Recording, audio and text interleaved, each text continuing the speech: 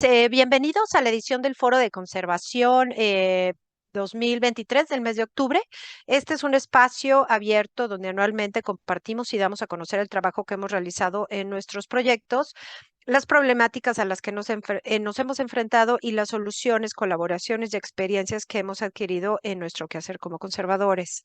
Para este año ya tenemos el cupo lleno, como comentó Isa, pero bueno, todavía hay un espacio disponible ahora en noviembre y pueden inscribirse, ya sea que tengan una necesidad ahora, bueno, que quieran participar ahora en noviembre o iniciar a partir de enero del 2024 escribiendo al correo actualización.cncpc@gmail.com o directamente en el área de actualización con Isabel Ritter.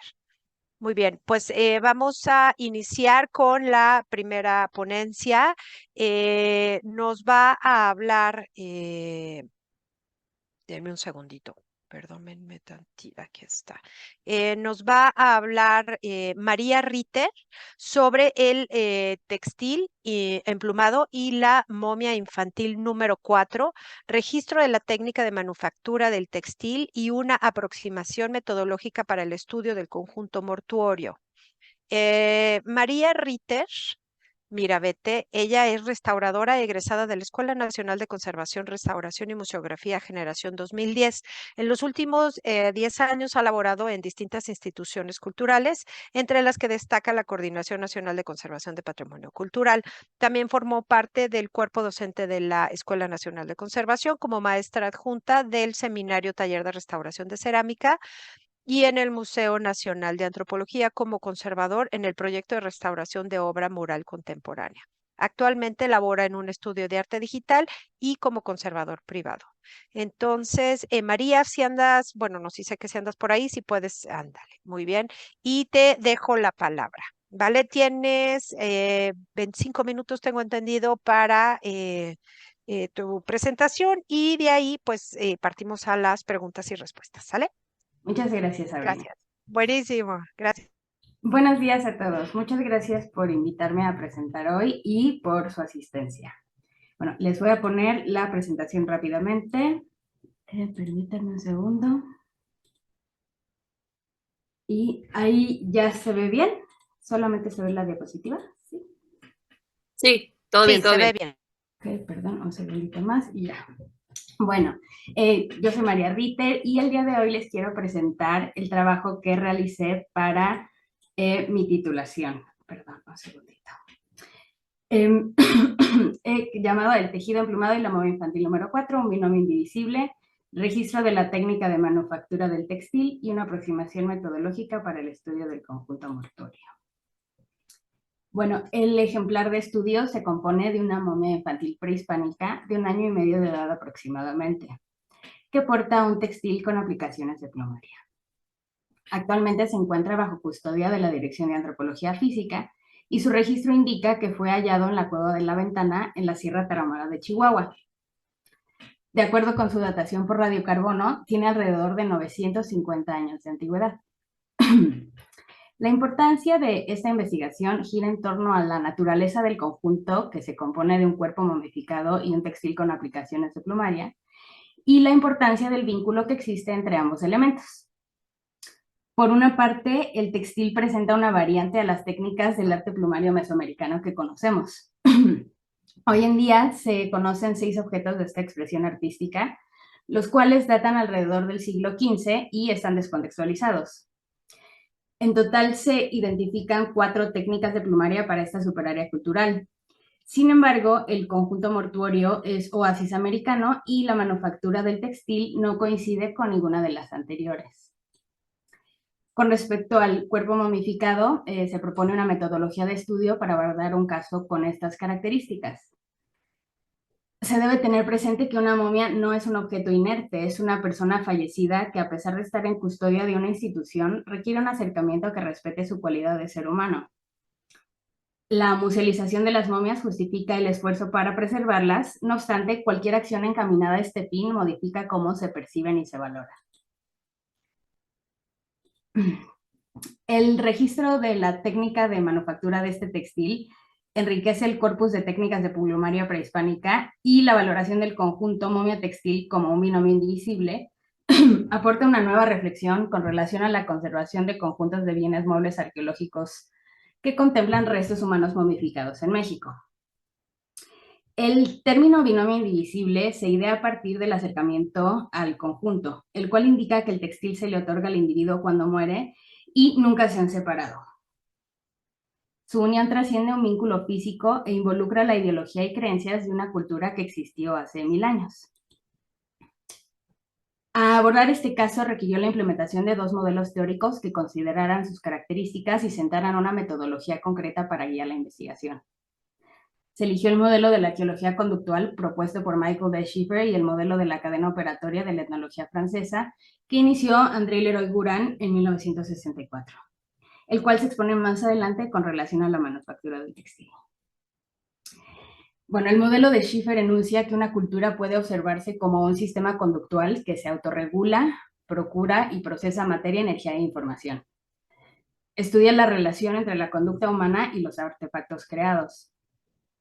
La condición de un elemento que circula por un sistema cultural se denomina contexto sistémico y se divide en 5 procesos, que son obtención, manufactura, uso, descarte y abandono. Mientras que el contexto arqueológico comprende los materiales que pasaron por un sistema cultural y, permanecen en un estado de desuso o abandono.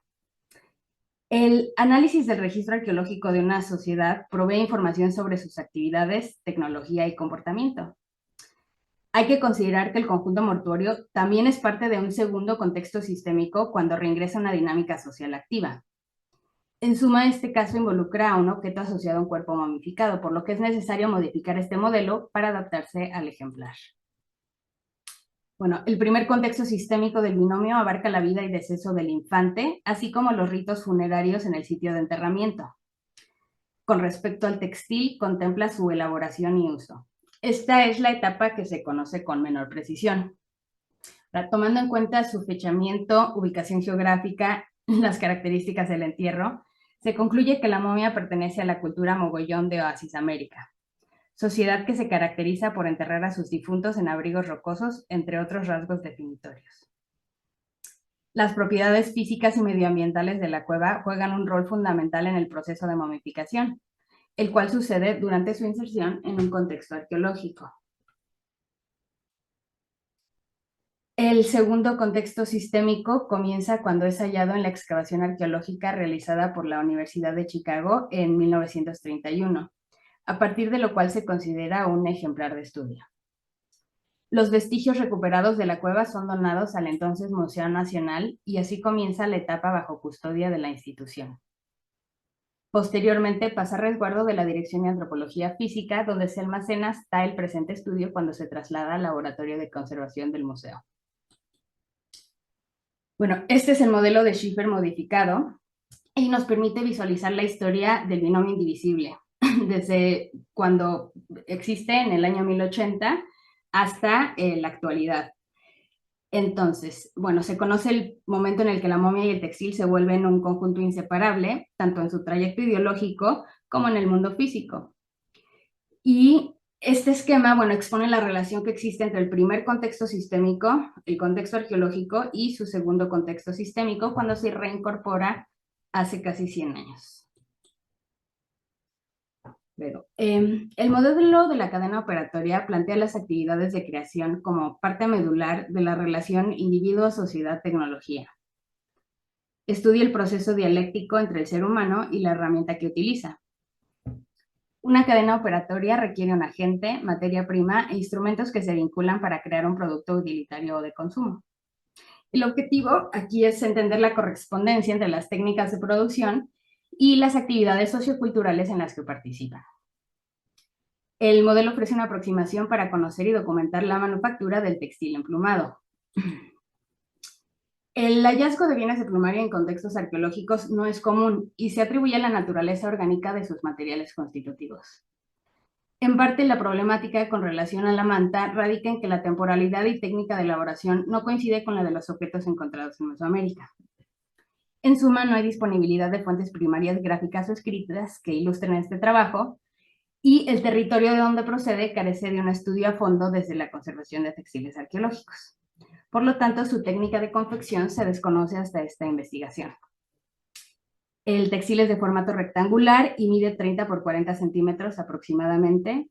Presenta un ligamento de enlazado compuesto de hilos de fibras vegetales y plumas. Bueno, realicé las ilustraciones que les voy a mostrar a continuación para ejemplificar los materiales constitutivos y las estructuras que conforman a la manta. La composición de los hilos vegetales se identificó mediante distintas técnicas de análisis en conjunto con información de estudios de textiles similares encontrados en el suroeste americano. Las fibras pertenecen a una planta del género de las yucas, endémico de América. Su anatomía se caracteriza por hojas rígidas con una cubierta gruesa que preserva la humedad y su interior se compone de fibras largas con las que se manufacturan los hilos del textil. Permítanme. Hay dos tipos de plumas presentes en la manta. Las coberteras, que tienen un eje rígido, llamado raquis, una sección predominante de barbas sueltas, y una punta en forma de abanico llamada vexilo, así como plumón, que son pequeñas plumas carentes de raquis. Por medio de microscopía óptica se identificó que pertenecen a la especie Meleagris gallopavo o guajolote silvestre. Bueno, este es un acercamiento al vexilo de una pluma y un plumón, este es el vexilo, perdón, un plumón del textil. Los nodos de una válvula, imagen utilizada para la identificación del ave. Una tomografía que muestra los hilos de urdimbre, mientras que los de la trama están ausentes. Este es otro punto que confirmo que están recubiertos de un material proteínico. Un raquis sin barbas que ilustra el método de sujeción de la pluma. Un fragmento de hilo emplumado de nuestro textil en comparación con uno del suroeste americano. Bueno, la reproducción del textil emplumado. Un ejercicio enriquecedor para confirmar la hipótesis sobre la construcción de un objeto es hacer una reproducción. Con base en la identificación de materiales, en la observación del tejido y la concordancia con los ejemplares estadounidenses, se reprodujo un fragmento de la manta. Se consiguieron hojas de yuca y se pusieron a hervir para suavizarlas. Después se rasparon longitudinalmente para retirar la materia orgánica excedente sin dañar las fibras. El hilado consiste en torcer 2 haces de fibras con los dedos, dando como resultado un hilo de 2 cabos, al cual se van empalmando más fibras hasta obtener la longitud deseada. En el textil, la urdimbre es la que está emplumada, mientras que la trama solamente se compone del hilo de yuca. Para el emplumado del hilo se adquirieron plumas de guajolote, las cuales se enrollan alrededor de la circunferencia del cordón de yuca, envolviendo la punta del raquis sobre sí misma o introduciéndola entre los 2 cabos del hilo. Esto crea una especie de nudo sencillo, como pueden ver aquí. En algunos hilos del textil se añade plumón para aumentar su volumen. En este caso se elaboró un cordón emplumado de 350 centímetros y un telar sencillo con 4 varas de madera, como los utilizados en Oasis América. Bueno, para montar la urdimbre, el hilo emplumado se dispuso verticalmente alrededor del telar. Después se localizó la mitad del cordón de trama y se colocó en la parte superior del primer hilo de urdimbres. Los 2 cordones restantes se acomodaron en manojos y al tejer un hilo de trama pasa por detrás, mientras el otro pasa por enfrente de cada urdimbre. Donde se conjuntan se hace una doble torsión. Este patrón resulta en un ligamento de enlazado. Esta secuencia se continuó hasta llegar al final del telar, donde se hizo un nudo sencillo y se desmontó. Bueno, la elaboración de la reproducción confirmó la hipótesis sobre la técnica de manufactura de la manta. Hay que considerar que el ejercicio es un acercamiento más al método de producción original, para el cual probablemente existan variaciones. En retrospectiva, se desea que el trabajo funja como una guía para el estudio de textiles arqueológicos y la generación de nuevo conocimiento. Aquí resultó evidente la utilidad y concordancia entre la postura teórica de la etnología francesa, de la arqueología conductual y de la disciplina de la conservación en México, invitando a valorar la importancia del acercamiento interdisciplinar. Bueno, la información sobre el textil nos ayuda a conocer un poco sobre su dinámica de alteración. Sin embargo, su estado de conservación está ligado al del cuerpo y sus propiedades deben ser estudiadas en conjunto. En la mayoría de los casos, cuando un organismo fenece, sufre una descomposición, la cual culmina en una esqueletización. Sin embargo, una momia es un cuerpo cuya descomposición está suspendida y conserva tejido blando. Un incremento en la humedad ambiental podría reanudar la dinámica de descomposición. Ahora, el registro del estado de conservación requiere conocer este proceso, así como el de momificación, pues si este no hubiera sucedido, es probable que la manta hubiera desaparecido. Este tipo de momificación se denomina espontánea o natural y pertenece a la clasificación de momificación por desecación. Las condiciones ambientales favorables para que suceda son la falta de humedad y altas temperaturas, ya que deshidratan el cuerpo con rapidez, evitando la putrefacción. Los daños presentes en el conjunto se atribuyen a 3 periodos en su historia. Durante el contexto arqueológico, pues algunos efectos son inherentes a la formación de la momia o consecuencias de las características de la cueva de enterramiento. En la excavación, pues se desconocen las condiciones de extracción, traslado y almacenamiento en 1931, y en un contexto de museo, donde lleva alrededor de 90 años bajo resguardo, periodo en el que se somete a condiciones de almacenamiento variadas. El ejemplar se manipula en varias ocasiones anteriores y este es el primer registro de su estado material por especialistas en conservación. Aquí radica la importancia de su documentación. Estos son algunos de los efectos que podemos encontrar en el ejemplar, como roturas de hilo, de trama y urdimbre, pérdidas parciales y totales en plumas, un ataque biológico, ahora inactivo, sales, polvo, microdesintegración, fracturas y estudios invasivos no registrados. Bueno, el análisis de los valores que se atribuyen al conjunto permite andar entre el vínculo en el vínculo entre ellos. A pesar de su inclusión en un contexto de museo, se trata de no limitar el concepto de cuerpo momificado a un objeto inanimado. Por lo contrario, se debe enaltecer el significado que poseen y hacerles cabida en el ámbito de la conservación.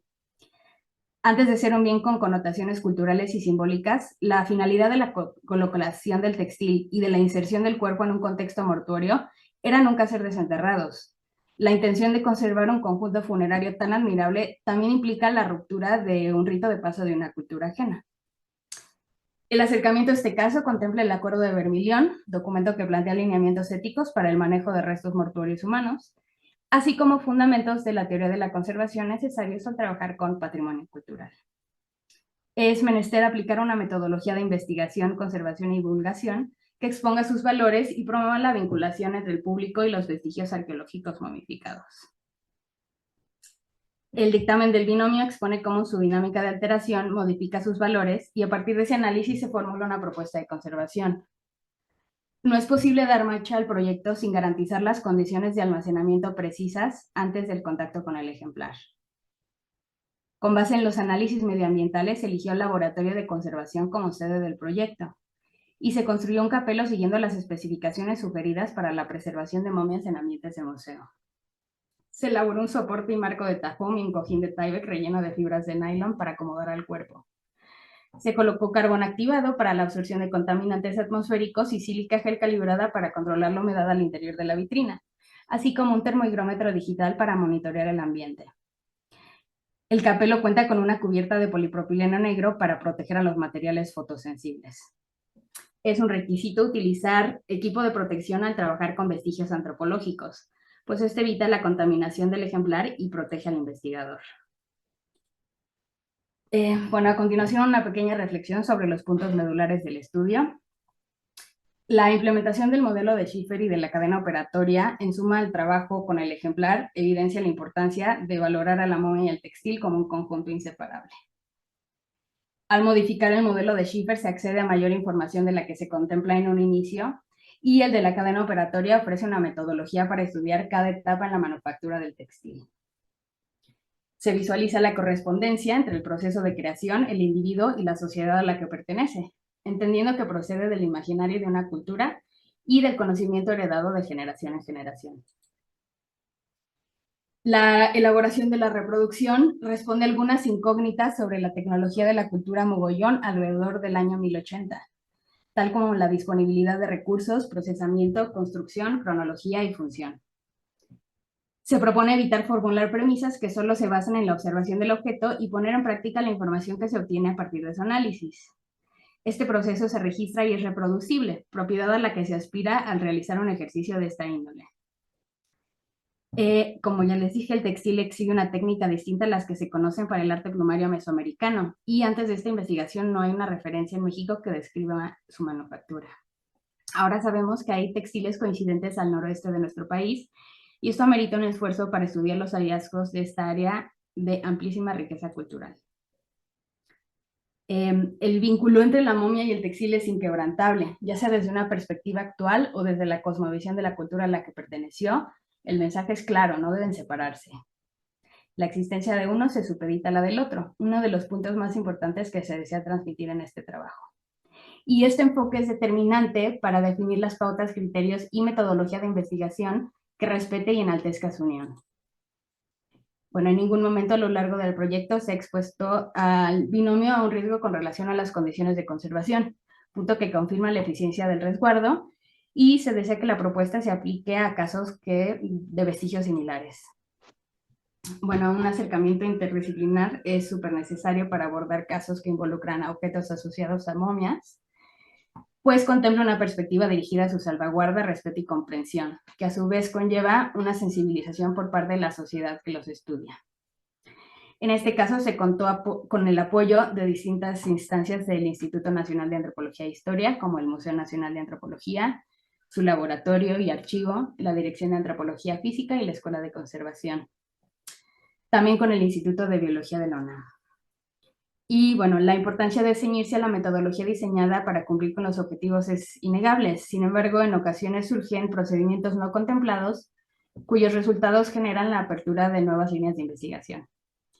En un trabajo de esta magnitud es posible profundizar en cualquiera de los temas que aborda y resulta enriquecedor visualizarlo como un sistema dinámico compuesto de elementos interconectados, cada uno de los cuales provee nueva información. Bueno, a partir del trabajo desarrollado se cumple con éxito el objetivo de documentar la técnica de manufactura del textil y se expone la importancia del vínculo entre ambos elementos, aportando información relevante para la disciplina de la conservación en nuestro país.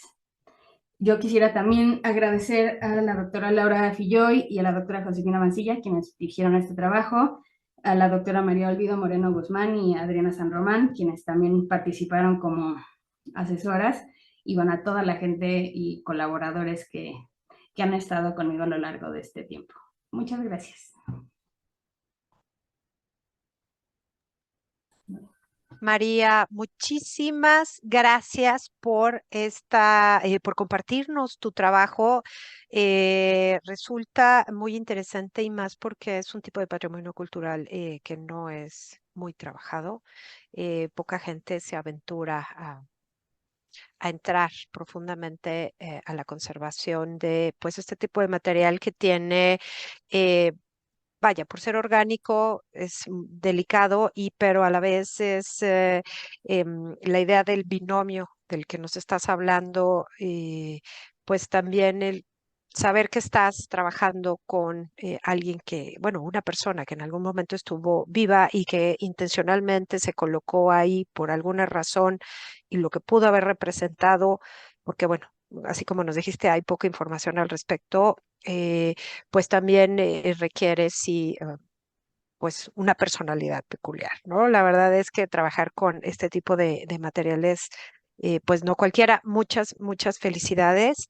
Y tenemos unas preguntas en el chat. Claro. Yo creo que empezaría con ellas.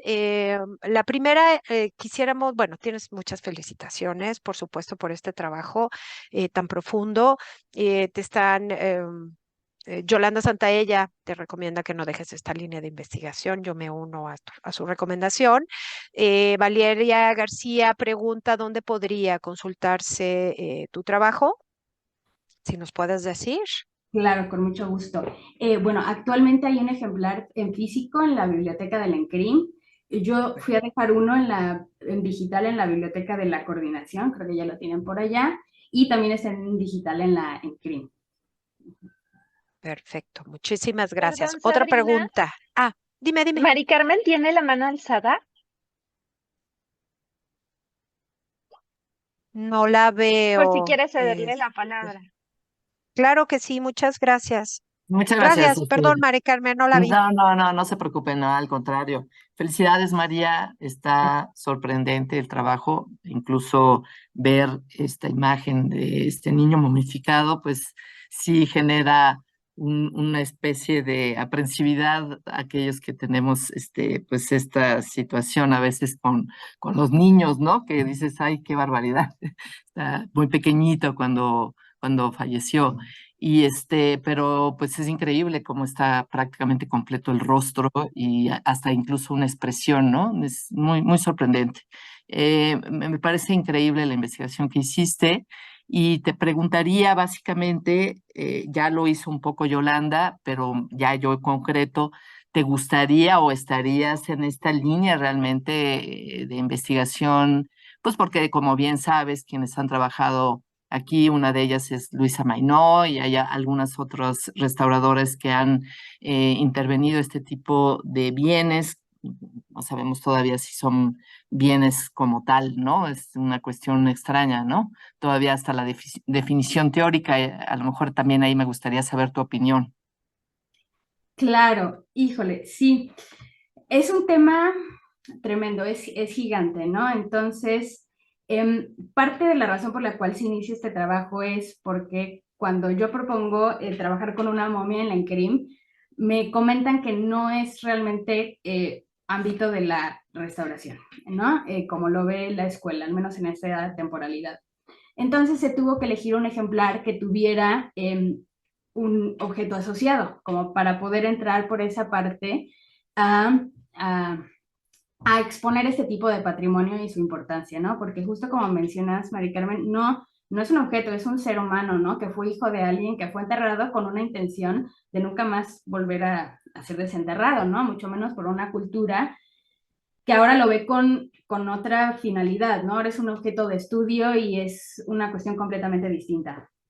Entonces, bueno, esa fue como la línea para poder entrar. Sin embargo, conforme se fue desarrollando el trabajo, fue muy interesante ver que, bueno, el textil tenía una técnica de manufactura que no tenemos registrada aquí en México, ¿no? Entonces, pues yo ya no sabía qué parte del trabajo era lo que quería continuar. Entonces me dijeron, no, elige una porque son dos temas muy grandes, pero sentía que no le estaba haciendo justicia tanto al individuo como al textil si no exponía las dos partes de este todo, ¿no?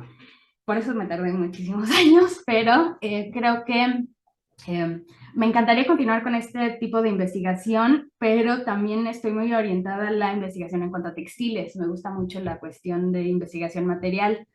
Entonces, pues la verdad no sé del todo. Muchas gracias, María. Muchas felicidades. Gracias. Sí, muchísimas gracias. Oye, y bueno, tengo otra pregunta. Supongo que se responde un poco con lo que comentaste, pero alguna información tendrás. Javier Piña, no, bueno, te pregunta si tienes alguna información respecto a la causa de muerte del infante. Y la otra es, bueno, comenta que algunas de las culturas contemporáneas de la región conservan técnicas de bordado y materiales similares a los estudiados. Esta es pregunta. O sea, si hay algo similar. Entonces serían estas dos. Claro. Bueno, en este caso, la causa de muerte es muy difícil de identificar, no hay ninguna cuestión aparente. En un inicio se pensó que podría haber sido el agujero que tiene en el cráneo. Sin embargo, eso fue muy interesante porque no había un registro de este orificio. Entonces, al analizarlo y con Arturo Talavera, un antropólogo físico muy amable que nos ayudó a ver esto, pues se supo que este agujero es reciente porque no hay una mancha hemática en el hueso. Usualmente cuando el hueso sufre un daño y el organismo está vivo, como tiene irrigación sanguínea, pues queda un moretón, digamos, ¿no? Y en este caso la periferia del borde es completamente lisa y es blanca, entonces significa que ya hace muchísimo tiempo no había irrigación sanguínea. Pero más allá de eso no tiene realmente, bueno, tiene otra escisión en la caja torácica, pero también es claro que fue para tomar muestras, yo creo que del interior. No se sabe quién realizó estos estudios. Una de las razones por las cuales es súper importante realizar el registro de su estado de conservación, porque, bueno, la disciplina de... Todas nuestras disciplinas han evolucionado mucho a lo largo de la última centuria y entonces tal vez antes no estaba no había lineamientos tan específicos con base a la toma de muestras, por ejemplo, en el número de cosas. Ahora, si consideramos que viene de un ambiente árido, bastante como difícil en general, es muy probable que su muerte haya estado asociada a una deshidratación, pero la verdad es que no se puede confirmar con certeza. Y en cuanto a textiles similares, bueno, resulta que hacia el norte en Estados Unidos, en Arizona, en Colorado me parece también, hay textiles similares a estos, ¿no? El pueblo de Anasazi también genera textiles como estos, entonces actualmente no sabría decirte mucho acerca de la producción, pero no que yo sepa, son textiles bastante complicados de armar y tengo entendido que se otorgaban como al inicio de la vida y los iban modificando para ir creciendo con el humano y los acompañan a lo largo de toda su vida y los entierran con ellos también. Muy bien. Qué interesante. Sí, hay mucho, mucho por investigar ahí, definitivamente. No dejes esa línea, de verdad, me parece que es muy, muy, muy bonita y muy interesante. Y bueno, pues tienes muchas felicitaciones por tu trabajo. La gente pues se ha mostrado muy interesada y muy entusiasmada por el trabajo que nos has compartido. Y ya por último, que creo que es muy importante comentar lo del taller de cerámica, plantea, bueno, te felicitan y también, bueno, plantean que es muy interesante el factor binomio indivisible que propones en los bienes arqueológicos y que se deberían considerar más a fondo, pues en general se terminan separando y descontextualizando los elementos de los que se componen, como por ejemplo en el caso de las ollas funerarias, en donde el entierro queda separado de su olla y demás ofrendas, ¿no? Entonces, Claro, que es una práctica muy común, ¿no? Ujú. totalmente. Y con respecto a eso, justo, bueno, ese tema se toca con más amplitud en la tesis, pero justo es esto, la única razón por la cual no le quitaron ese textil es porque está pegado a la momia, ¿no? Entonces, si no es probable que lo hubieran separado y estuviera en otra colección, probablemente descontextualizado, y eso es muy grave, ¿no? Porque nosotros nos pasamos décadas estudiando estos objetos y por parte de antropología estudiando estos individuos sin saber que hay una conexión real y fuertísima entre ellos. Por ejemplo, en este caso, esto no se los pude comentar, pero no sé si alcanzaron a ver que en el video, en la parte de la espalda, tiene las marcas de que también tenía un petate. Textil que no estaba pegado al cuerpo, por lo tanto, ahorita está extraviado, quién sabe en dónde. Probablemente pudiera estar hasta en el mismo museo, descontextualizado como petate tal X, pero alguien se lo quitó porque se suelen separar los objetos de acuerdo a su naturaleza. Y yo postulo que si no es necesario por su estado de conservación, que de plano afecte como su integridad material y su conservación a largo plazo, pues deberían permanecer juntos porque pues al final le pertenecen, ¿no? Gracias. Claro, y es parte de, pues sí, del todo, completamente. Y es pues lo que al final nos brinda información, ¿no? Claro. Efectivamente. Pues muchísimas gracias, María. De verdad, muchas, muchas felicidades. Ahora sí que manténnos informados de cualquier cosa pues nueva que encuentres y pues también el foro es bienvenido, o sea, vaya, eres bienvenida en el foro para seguirnos compartiendo información. Y bueno, pues te damos la despedida, el agradecimiento. Esperamos verte pronto. Claro. Muchas gracias a todos por sus preguntas. Y bueno, pues pasaríamos a la siguiente presentación. Gracias, María. Muchísimas gracias a Muy todos bien. y gracias por sus felicitaciones. Hasta luego. Hasta luego. Y ahora vamos a pasar a la presentación, a la ponencia que se llama Conservación preventiva de cuerpos momificados, saponificados y esqueletizados de índole forense para su dignificación. Esta presentación la harán Luisa Manoy Cervantes de la Coordinación Nacional de Conservación del Patrimonio Cultural y Olimpia Palacios Ríos de la Escuela Nacional de Ciencias Forenses de la UNAM. Ahorita les voy a platicar un poco en lo que van montando la presentación. Luisa Mainou es restauradora, perito que ha trabajado en la Coordinación Nacional de Conservación de Patrimonio Cultural del INA desde 1993 y ella durante su carrera se ha especializado en la conservación y restauración e investigación de patrimonio cultural, centrándose en objetos de origen orgánico con un enfoque particular en la madera arqueológica y los restos óseos humanos. Entre sus trabajos relevantes se encuentran la conservación y restauración de esqueletos de objetos arqueológicos de gran importancia, como el esqueleto de un infante de San Lorenzo Manatí, los dinteles de Tlatelolco y las osamentas de los héroes patrios de la Columna de la Independencia, entre otros. Además, ha realizado investigaciones sobre la deyección de palomas como factor de deterioro en fachadas de templos, la remineralización de conchas y huesos exentos de policromía y la identificación de células sanguíneas en objetos prehispánicos. Luisa Mainou también ha contribuido a la literatura académica con numerosas publicaciones en revistas especializadas y ha participado en proyectos multidisciplinarios relacionados con la conservación y restauración de restos óseos y objetos culturales. Ahora les voy a hablar sobre Olimpia Palacios Ríos. Ella es arqueóloga por la Universidad Autónoma de Zacatecas, maestra en antropología física con especialidad en bioarqueología y antropología forense por la Escuela Nacional de Antropología e Historia, la ENA, en donde también realizó estudios de doctorado en el mismo plan académico. Cuenta con el diplomado Peritaje en Ciencias Antropológicas por la Coordinación Nacional de Antropología del INAH y también con los diplomados Fotogrametría Digital y su uso en patrimonio y Aproximación Facial 3D para la recreación de personajes históricos por la Universidad de Burgos en España. Tiene experiencia en excavación y prospección de contextos arqueológicos, al igual que en análisis osteológico de poblaciones antiguas. Ha desarrollado investigaciones relacionadas con la paleodieta mediante la técnica de isótopos estables, la aproximación a las condiciones de vida y salud de individuos del periodo prehispánico y colonial, así como el estudio de la etapa de vida post-reproductiva en mujeres en poblaciones antiguas.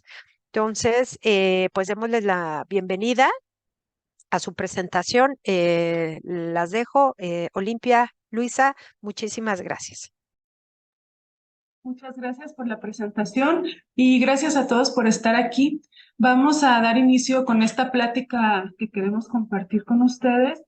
Y bueno, como algunos de nosotros en este país ya estaremos familiarizados, pues actualmente existe una gran problemática en torno a la cuestión de personas desaparecidas, personas no identificadas, pero también pues recientemente ha aumentado el hallazgo de enterramientos clandestinos, sobre todo durante los últimos 10 años, así como pues la saturación de las fosas comunes de panteones estatales y municipales.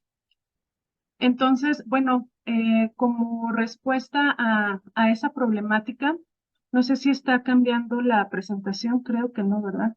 Creo que no avanza.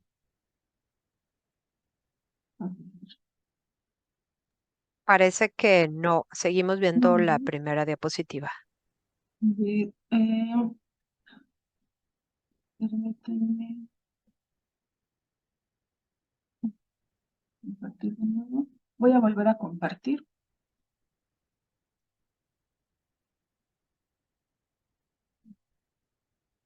Listo.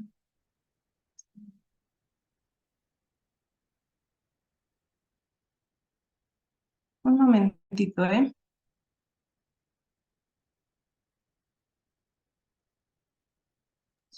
No te preocupes.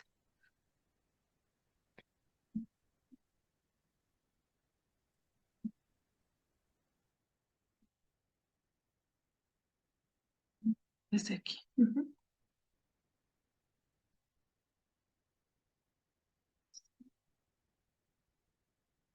Ahí se ve. Se ve la pantalla con la presentación todavía en versión editable. Ándale, perfecto. Si le pones para que corra la presentación. Muy bien, ya parece que ya corre. Gracias. Entonces, como respuesta a esta problemática, la Escuela Nacional de Ciencia Forense de la UNAM, por parte del Laboratorio de Antropología y Odontología Forense, en conjunto con otras instituciones de investigación y trabajo, lanzaron el proyecto denominado Técnicas de Geofísica de Exploración Somera como auxiliar en investigaciones de arqueología forense, experimento de inhumación controlada, descomposición en cuerpos enterrados y métodos para su localización, que tenía como finalidad principal generar protocolos y guías para la búsqueda de las fosas y enterramientos clandestinos, así como la intervención de los cuerpos inhumados en este tipo de contextos. Y bueno, pues este proyecto se realizó también gracias a la donación de 9 cuerpos por parte del anfiteatro de la Facultad de Medicina, que, bueno, pues se cuenta con toda una cuestión de permisos y pues la aprobación, ¿no?, de comités de ética para la realización de este proyecto.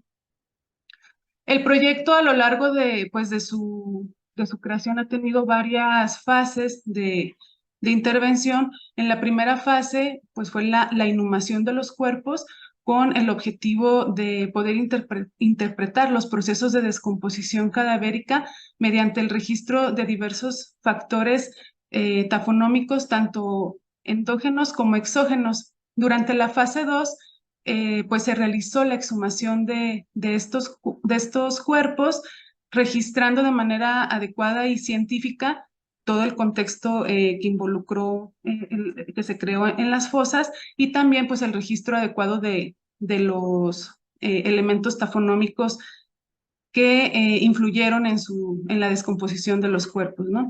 Y durante la fase 3, pues ya correspondió al análisis de estos cuerpos, y también la limpieza, la conservación preventiva de los elementos óseos, momificados y saponificados también, así como el análisis del patrón tafonómico final de los cuerpos. Nosotras en esta plática vamos a hacer énfasis en la fase 3, principalmente pues en el punto 1, ¿no?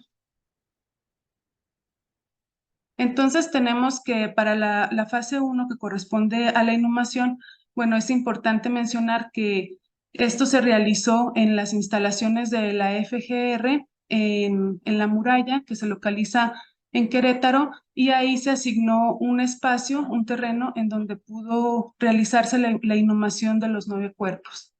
Aquí podemos ver la delimitación de las fosas. Y bueno, los cuerpos fueron inhumados a distintas profundidades. 3 de ellos, estos de aquí, fueron inhumados a 1,20 m, los siguientes a 60 centímetros y los últimos a 40 centímetros. Esto con la intención de ver cómo era el proceso de descomposición en distintas profundidades. También se tuvieron 2 fosas control, una a 60 centímetros y otra a 40, que no tenían cuerpos, y una fosa 0 que no fue excavada.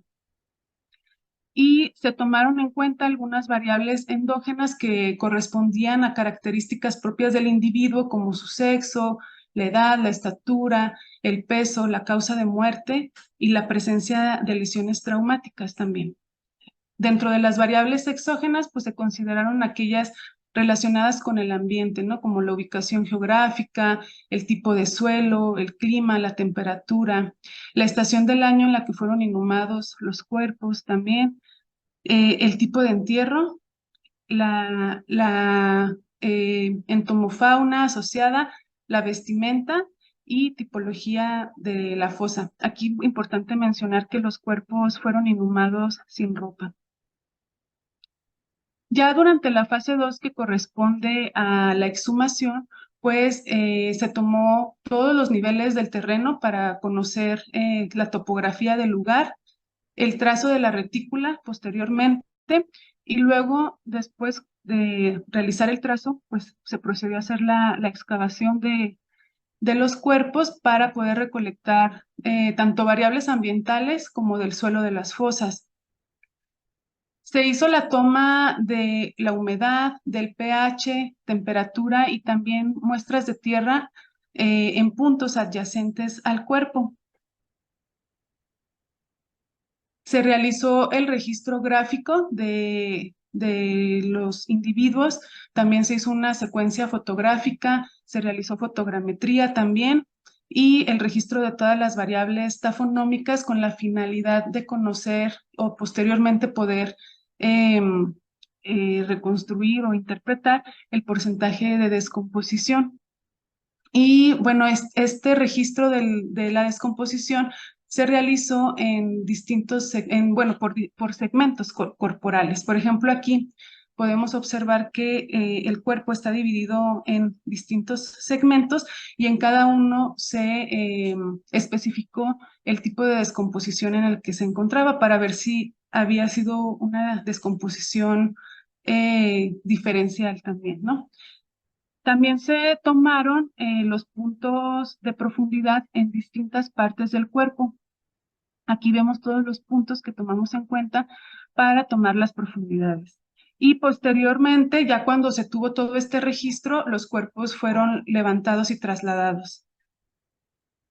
Como resultado final, después de la exhumación, pues se observó que los cuerpos efectivamente habían tenido distintos tipos o distintos estados de descomposición o procesos que detuvieron esa descomposición, como fue, por ejemplo, algunos de estos tuvieron saponificación, momificación y otros esqueletización. Es importante mencionar que los cuerpos tenían algunos, pues, no nada más uno de estos estados, sino estaban combinados, ¿no? También, no era uno solo. Y la saponificación, bueno, que corresponde a un proceso que detiene la descomposición por medio de, pues, de la grasa que se acumula en ciertas partes del cuerpo. La momificación, como ya mencionó la ponente pasada, pues corresponde a una desecación del cuerpo. Y fueron estos los tres estados a los que nos enfrentamos al momento de la exhumación. Antes de realizar cualquier intervención de análisis, primero se les hizo una tomografía computarizada 3D con 128 cortes y como este es un proyecto interdisciplinario, entonces se procedió ya pues a colaborar en conjunto con con la Coordinación Nacional de Conservación del Patrimonio Cultural para realizar todos los trabajos relacionados con la conservación preventiva, que es la parte que va a platicarles mi compañera Luisa Maino. Hola, buenos días. Es un gusto para mí estar aquí con ustedes y poder platicarles del trabajo que se está haciendo en conjunto con la Escuela Nacional de Ciencias Forenses, en el sentido de que nuestra experiencia como conservadores de material orgánico puede servir para colaborar y capacitar personal de ciencia forense para que se puedan preservar correctamente los cuerpos que se van encontrando en las situaciones que Olimpia mencionó. Y entonces voy a proceder a mostrar de una manera muy sucinta el trabajo que hemos realizado durante un año, 4 meses aproximadamente. La conservación preventiva de estos cuerpos la dividimos en 2 etapas principales. La primera es la profilaxis y la segunda es el resguardo. Aquí podemos ver el estado general de los cuerpos saponificados y los cuerpos momificados, como pueden ver. El proceso de saponificación se sucedió en 2 individuos, mientras que la momificación sucedió en 4 individuos. Estos procesos fueron parciales en los 6 casos, dado que los individuos que presentan saponificación, únicamente la presentan en la parte posterior. En la parte anterior presentan momificación y también esqueletización de los miembros superiores e inferiores. El tejido se encuentra putrefacto, tiene una infestación de hongos, tiene presencia de dípteros, adhesión del sedimento en costras y polvo. El tejido blando se encuentra pulverulento y hay desprendimiento de elementos. Aquí es muy importante mencionar, por ejemplo, que en los cuerpos momificados, aquí tuvimos la oportunidad de poder estudiar y ver de manera muy cercana la forma de momificación, y resulta que el tejido blando, bueno, el externo, que es la piel, es el que normalmente se momifica, se deseca y se mantiene como si fuese un cuero, mientras que el tejido blando que compone los músculos y los órganos se degrada de una manera tal, o sea, se deshidrata de tal manera que se convierte en un polvo.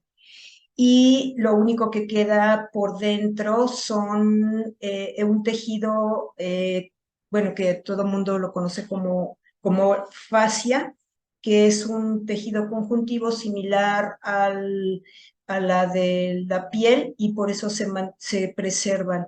Entonces, en estos cuerpos tenemos, por eso que el tejido blando se encuentra pulverulento, no tanto por el deterioro, sino por el mismo proceso de momificación. Después de haber hecho el primer análisis del estado de conservación y haber detectado que estos cuerpos estaban infestados de microorganismos, se solicitó al laboratorio de micología de la Facultad de Medicina, directamente a la doctora Francisca Hernández, en la identificación de estos microorganismos. Aquí podemos ver en estas imágenes cómo se hizo la toma de los microorganismos. Luego se hizo una identificación mediante el examen directo y el microcultivo, teniendo como resultado 7 distintas géneros de hongos, todos ellos con posibilidades de ser patógenos y por lo menos ser alergénicos. Y esto es el principal motivo para continuar con el siguiente tratamiento. La intervención que se realizó a los cuerpos saponificados y momificados fueron los siguientes, que en la imagen superior izquierda podemos ver la aplicación de una solución de quitosán al 1% por aspersión, como un tratamiento de profilaxis para inhibir la proliferación de los hongos que se estaban desarrollando en la superficie. Recordemos que estos cuerpos tenían 1 año de haber sido exhumados y que presentaban todavía proceso de putrefacción activa, y que estos hongos podían afectar tanto a los investigadores que estábamos trabajando con estos cuerpos, a los estudiantes que vayan más tarde a estudiar estos cuerpos, y a causar un deterioro en los mismos cuerpos e infestación en en el centro de resguardo de los elementos óseos de este laboratorio. Entonces, después de la profilaxis, se hizo una limpieza superficial con brocha de pelo suave. La limpieza mecánica la podemos observar aquí en la imagen inferior izquierda, en donde se está eliminando las costras de sedimento que se quedaron adheridas en la piel de los individuos. El sedimento de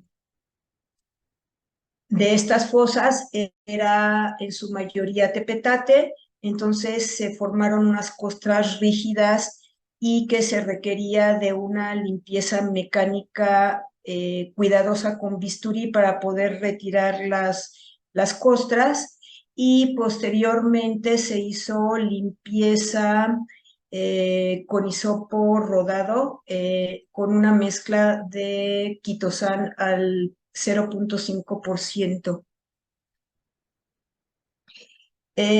Posteriormente, una vez que ya se habían estabilizado los cuerpos en cuanto a la proliferación de microorganismos, se hizo un resguardo de estos cuerpos que consistió en realizar bolsas con tela Tyvek de una manera exprofesa, dependiendo de las características de cada uno de los cuerpos, y se mantuvieron en cajas de polipropileno provisionales, en lo que se podían adquirir las cajas de polipropileno negro y que se utilizan para hacer los resguardos. A continuación, vamos a platicar sobre la intervención de los cuerpos que se esqueletizaron, que en este caso fueron 3 individuos completos, y los elementos óseos separados de los cuerpos saponificados y momificados. El estado general de estas osamentas es la siguiente: presentaban en algunos casos todavía tejido blando en estado de putrefacción que quedó adherida a la superficie ósea, presencia de hongos filamentosos, muchos tenían presencia de masa encefálica en estado de putrefacción, elementos óseos que estaban en un estado de preservación adecuado y una buena conservación de las características físico-mecánicas y químicas del hueso. A partir de esto, tomamos la decisión de realizar una intervención profiláctica igualmente. Recordemos nuevamente que se trata de un tejido blando en estado de putrefacción que se aprecia en la superficie de los huesos como una masa o una película rojiza, de olor fuerte, con un aspecto ceroso, y que además se pueden observar hifas fúngicas. Además, en algunos casos, como en la imagen superior izquierda, podemos ver que algunos individuos todavía conservaban pequeños restos de tejido blando que podía ser separado con facilidad. Entonces, la intervención la dividimos en 2 facetas: la intervención de los cráneos y la intervención del esqueleto postcraneal. Los cráneos se tratan de una manera distinta debido a que el cráneo se puede ver como si fuese una caja que está cerrada por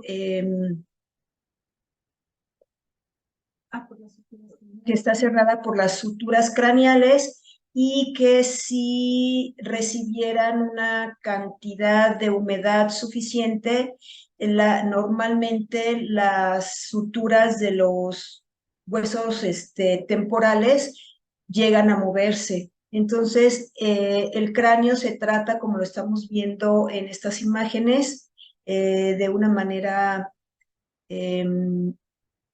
limitando la humedad. Sin embargo, asegurando de retirar perfectamente bien el tejido blando que queda adherido en la superficie. Igualmente en los cráneos donde todavía se preservaba la masa encefálica, se realizó su eliminación. Se hizo la limpieza mecánica en seco, como se puede ver en la imagen superior derecha, una limpieza mecánica en húmedo, como la podemos ver en la imagen inferior izquierda, y ustedes pueden apreciar que la manera de aplicar la humedad es parcial y paulatina, que se hace con cuidado. Y después de retirar el tejido por medio de estos mecanismos, se hace un enjuague con agua destilada y posteriormente se dejan secar al aire libre en las condiciones de laboratorio. La intervención en el esqueleto postcraneal se realiza el registro gráfico, un registro gráfico y fotográfico antes, durante y después de la intervención. Se retira el tejido blando que está suelto con la ayuda de cepillos dentales, que las cerdas sean suaves. Luego se realiza una eliminación mecánica del tejido putrefacto que está adherido a la superficie ósea mediante el uso también de cepillos dentales, o bien se usa el mototool con un cepillo de fibras plásticas suaves. Y aquí lo que se pretende es que la rotación del cepillo favorece el retirar el tejido que no puede ser retirado con la ayuda del cepillo dental.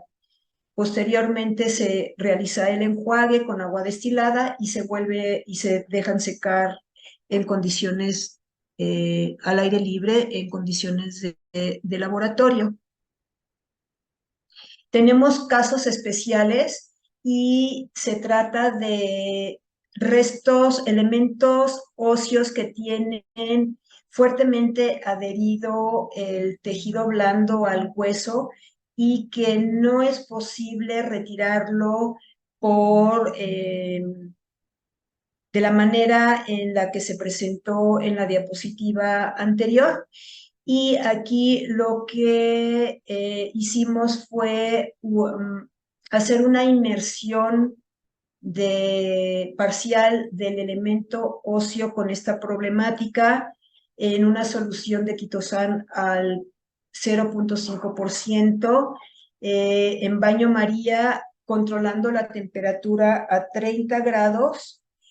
Y una vez que se reblandeció el tejido, fue posible separarlo mecánicamente con ayuda de espátulas de acero inoxidable de dentista. Posteriormente, el elemento se limpió de la manera, se terminó de limpiar con la ayuda del cepillo dental, se enjuagó y nuevamente, bueno, el secado libre en condiciones de laboratorio. Y aquí podemos ver el cambio del elemento, ¿no? La imagen superior izquierda está mostrando una ala pélvica, la ala pélvica derecha con los restos del tejido blando adherido, y la imagen inferior podemos ver esta misma ala ya sin el tejido. Luego tenemos la limpieza de las piezas dentales, que no debemos de olvidar que en los casos forenses las piezas dentales no deben de limpiarse, y mucho menos cuando se trata de individuos recuperados que no están identificados, y que pueden los dientes ser elementos en donde se haya guardado información de un posible agresor o alguna información importante, pero en este caso particular, los individuos están identificados y recordemos que estaban completamente invadidos por los hongos filamentosos. Para preservar estos elementos y evitar la contaminación de los restos, de los elementos óseos que se preservan en este acervo, y la contaminación o posible infección de quienes manipulen estos restos para su estudio, fue necesario hacer una limpieza parcial. Se utilizaron hisopos rodados humedecidos con la misma solución de quitosal, y el sarro presente se mantuvo en cada pieza dental debido a que es un elemento que procura muchísima información genética. Luego tenemos la preservación de los tejidos blandos que se preservaron. Aquí podemos ver algunos ejemplos del tejido, y su estado de conservación fue igualmente con presencia de hongos filamentosos, estado de putrefacción, deshidratación, desprendimiento entre sus capas y pulverulencia. Nosotros tomamos la decisión de hacer una preservación de estos tejidos debido a que son restos forenses, y se trata de llegar a ser un protocolo de intervención que pueda tener continuidad en otras instancias. Entonces lo que hicimos fue una desinfección fúngica con los tejidos. Se resguardaron, bueno, se metieron en inmersión con alcohol isopropílico para hacer la desinfección fúngica. Luego se hizo de estos tejidos un secado al aire libre en condiciones de laboratorio. Después el resguardo, como lo podemos ver en la imagen inferior izquierda, es un resguardo que se hizo al vacío, y posteriormente se hizo un archivo biológico controlado de cada individuo que tenía restos de tejido blando separados. Se hizo una carpeta por individuo y así se resguardaron. Aquí podemos ver en esta imagen un antes y un después de la intervención de este individuo, que, como ustedes pueden ver, faltan elementos óseos porque esos están conservados en la parte del cuerpo que quedó momificada. Y posteriormente se hizo un resguardo. Ahorita es un resguardo parcial. Aquí podemos ver en la imagen, en el gráfico que está a la derecha, los niveles de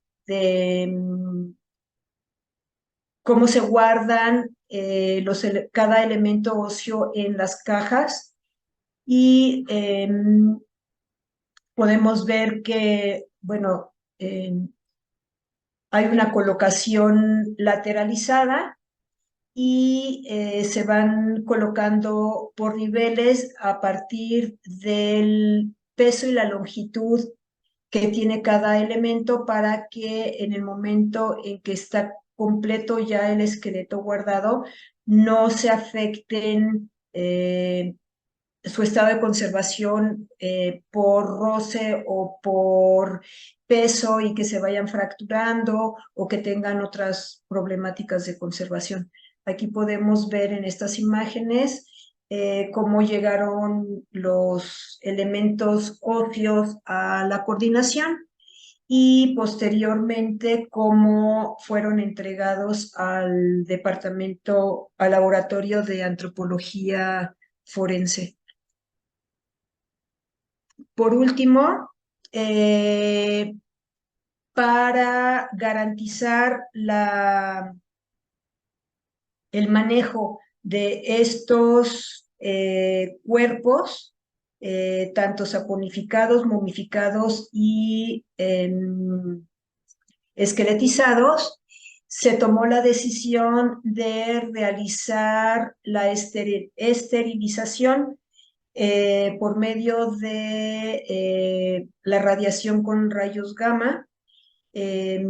¿Por qué? Porque el tratamiento que se hizo de limpieza e inhibición de los microorganismos presentes en estos cuerpos fue únicamente de manera, se hizo en la superficie, pero estamos hablando de que se trata de cuerpos que están todavía presentan en estado de putrefacción. Entonces estos microorganismos se encuentran en el interior del cuerpo y también en el interior de los elementos óseos. La manera de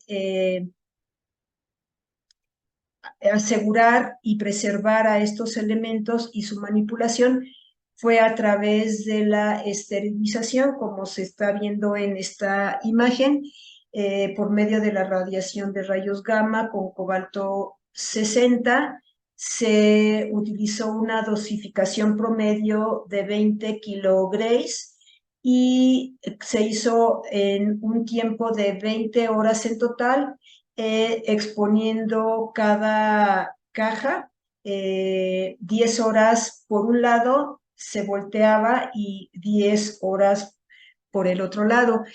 Para esta esterilización nos basamos en el Código de Prácticas de la Esterilización por Radiación de Tejidos Humanos para Uso Clínico, la norma ISO 11.137-237, paréntesis 2, 3 y 4, en donde se especifica que los tejidos blandos que van a ser utilizados para injertos y otras prácticas de salud se radian con esta dosificación sin que se afecte su ADN. Entonces, en esta práctica en este código nos basamos y finalmente se están resguardando en el centro de resguardo, estos cuerpos se están resguardando en el centro de resguardo del laboratorio de antropología física y odontología forense en las condiciones ambientales que estamos observando. Se colocó un split que mantiene la temperatura 24/7 entre 18 y 20 grados centígrados. La iluminación artificial está dada por 2 lámparas LED que comúnmente se encuentra apagada y en ocasiones, con excepciones, se enciende la luz para retirar algún elemento y ser estudiado.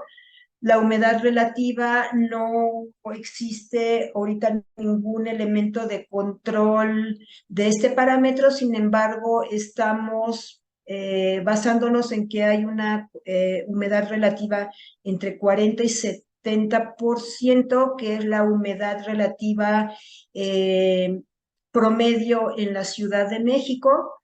La estantería está realizada con, bueno, es de metal, cubierta con pintura horneada, y tiene este centro de resguardo, tiene 2 fuentes de iluminación natural que están bloqueadas con película blackout. Y queremos agradecer su atención. Olimpia Palacios, Mirsha Quinto y Luisa Maino. Muchísimas gracias. Luisa, Olimpia, discúlpame. Muchísimas gracias por su presentación. La verdad es que toda esta investigación y estas acciones que están compartiéndonos, insisto, no las hace cualquiera. Se necesita, sí, pues mucho estómago para ello y bueno, pues poca gente lo hace. De verdad, muchísimas felicidades. Yo tengo, una pregunta, pero antes aquí en el público tengo otras y bueno, les voy a dar prioridad. Una de ellas es Luisa Straulino, pregunta, tengo un par de preguntas. ¿Por qué decidieron utilizar quitosan? ¿Cuál es la ventaja de su uso? Esa es la primera pregunta, se las voy a decir todas para que busquemos responderlas. Ok. Ujú. O sea, midamos, digamos, la dimensión de las preguntas. Otra es, ¿por qué se usan cajas de polipropileno y no de cartón, como lo dicen los protocolos de la DEA? ¿Cuál es la ventaja de colocar los huesos en bolsas transparentes? Y otra pregunta es, bueno, esta se las digo después, que es de Carmen Noval. Entonces, si nos pudieran responder, gracias. Sí, bueno, el quitosan es un polisacárido que ha sido investigado desde principios de los años 50 del siglo pasado, y se encontró que es un inhibidor natural de microorganismos como bacterias, ya sean gram positivo o gram negativo, y de hongos. El quitosan entra a la membrana celular, la rompe y además tiene la propiedad de entrar al núcleo, destruirlo y destruir el material genético de los hongos. Y esta es una de las razones por las que utilizamos este producto, además de que no es tóxico, no causa problemas de alergias, y además es muy amigable con el medio ambiente.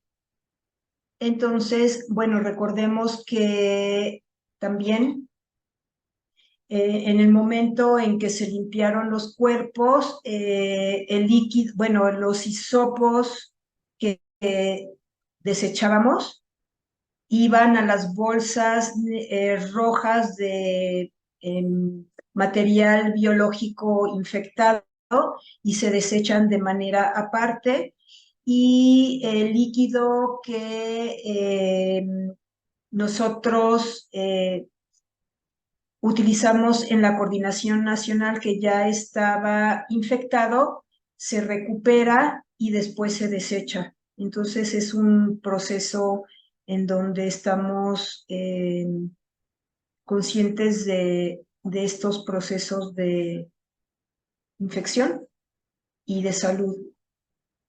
Y luego Muy nos bien. están preguntando por Sí, la qué otra. se utilizan cajas de polipropileno. Bueno, las cajas de polipropileno, o el polipropileno, es un material plástico que que tiene características de una resistencia y una dureza adecuadas para soportar el peso de ciertos materiales. Obviamente son impermeables no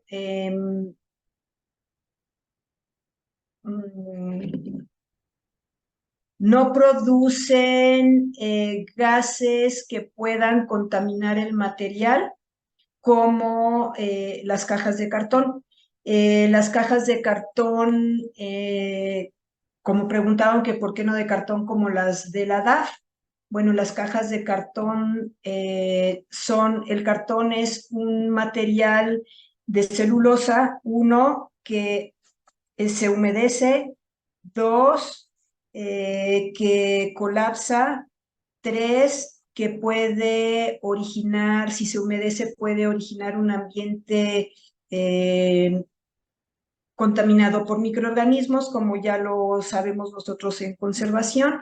Y tres, es un material que continuamente se está degradando, aunque nosotros no lo vemos, y está produciendo ácido, y que esos ácidos contaminan los materiales que se están resguardando. En este caso, estamos hablando también de restos forenses que no pueden ser contaminados porque son restos que se identifican y que posteriormente pueden ser reclamados por los familiares. Entonces, estamos evitando cualquier tipo de contaminación. Y las bolsas transparentes se utilizan para poder estar revisando continuamente, sin manipular los restos, su estado de conservación. ¿Por qué? Porque si los tuviésemos en bolsas, ya fuesen de papel o bolsas de Tyvek, para poder revisarlos, se tendrían que sacar y se están manipulando continuamente, y eso, bueno, en primer lugar pueden, si no se mantienen las normas de control de seguridad, se pueden contaminar, o con la manipulación pueden llegar a sufrir deterioro, alteraciones mecánicas. Entonces es por eso que se conservan en las bolsas. Y recordemos ahorita que solamente es un embalaje de tránsito. Se entregaron así de la Coordinación Nacional de Conservación al Laboratorio de Antropología Física y Odontología Forense, de esta manera, y posteriormente, que es la segunda fase, que olvidé comentarlo, viene ya toda el embalaje de conservación preventiva. Perdón, buenísimo, muchísimas gracias, Luisa. Pues la última pregunta es, que hace también Luis Straulino, es: ¿este tipo de intervención puede ser protocolaria para individuos de otras épocas, históricos, arqueológicos, etcétera? Sí, el Laboratorio de Bioarqueología de la Universidad Autónoma de Yucatán tiene este protocolo. Lo establecimos desde hace 7 años, y se ha seguido este protocolo de conservación. Y si vemos como una línea del tiempo, que les estoy hablando de 7 años atrás al presente, cada año, bueno, cada 6 meses, yo voy al laboratorio, se hace una revisión completa de cada uno de los individuos, y se han mantenido en perfectas condiciones a pesar de las condiciones microambientales que se guardan en el laboratorio, porque está en un sótano. Y además, bueno, las condiciones ambientales de Mérida, ¿no? Que es un lugar húmedo, cálido, y se han mantenido en perfectas condiciones los restos. Muchísimas gracias, Luisa. Olimpia, yo quisiera seguir preguntando. Tienen muchas felicitaciones, mucho agradecimientos de los asistentes, pues, por compartir esta información importante y que creo que puede trascender, no quiero dejar de decirlo, tanto para lo que es para aplicarlo en cuestiones directamente sobre lo que es la conservación del patrimonio cultural y también, obvio, pues la conservación o la investigación de, bueno, pues todo lo que es el tema de pues la momificación, saponificación y esqueletización de, pues de restos humanos, ¿no? Para, pues también la situación en la que actualmente estamos viviendo en el país. Creo que es un trabajo con mucha trascendencia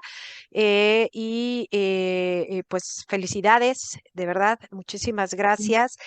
Pues tendríamos ya que cerrar, son las 11 de la mañana. Igual los invitamos a que pues cualquier avance o cosa que, información que nos quieran compartir, pues el foro está abierto y bueno, pues ya estaríamos cerrando. Muchas, muchas gracias. Y bueno, para cerrar a todos, los invitamos a que visiten la página web. Nuestra página es conservación.oina.gov.mx. Y también nos sigan en nuestras redes sociales de Facebook, Instagram, TikTok de la coordinación. Estaríamos viéndonos nuevamente en el Foro de Conservación de la Coordinación Nacional de Conservación y Patrimonio Cultural el día 24 de noviembre con 2 presentaciones más. Les agradecemos mucho, que tengan buen día y hasta luego. Gracias. Gracias, hasta luego.